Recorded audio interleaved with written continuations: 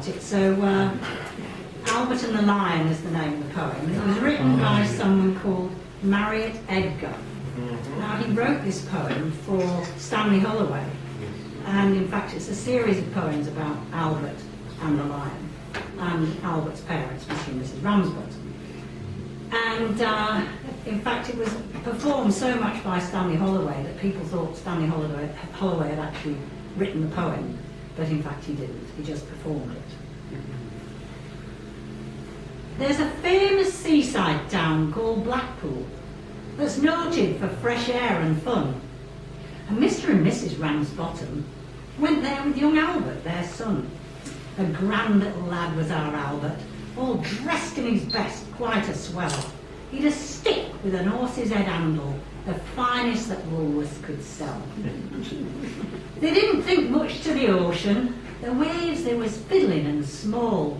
There were no wrecks and nobody drowned it. In fact, nothing to laugh at all.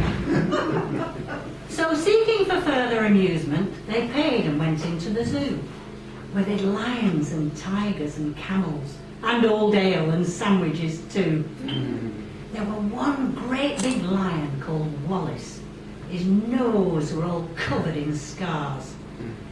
He stood in a somnolent position with his face pressed up to the bars. Now Albert had heard about lions, how they was ferocious and wild. Well, to see Wallace lying so quiet, it didn't seem right to the child.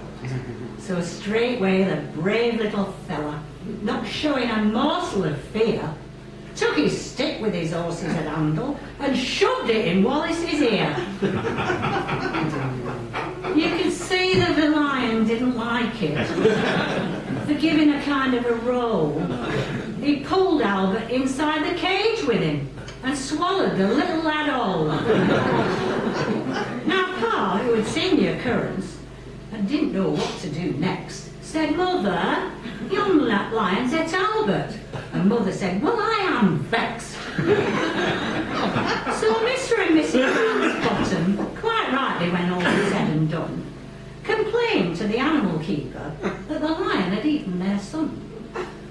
The keeper was quite nice about it. He said, "Oh, that's a terrible mishap. Are you sure that it's your boy he's eaten?" And Pa said, "Am I sure there's his cat?" So the manager had to be sent for. He came and he said, "What's to do?"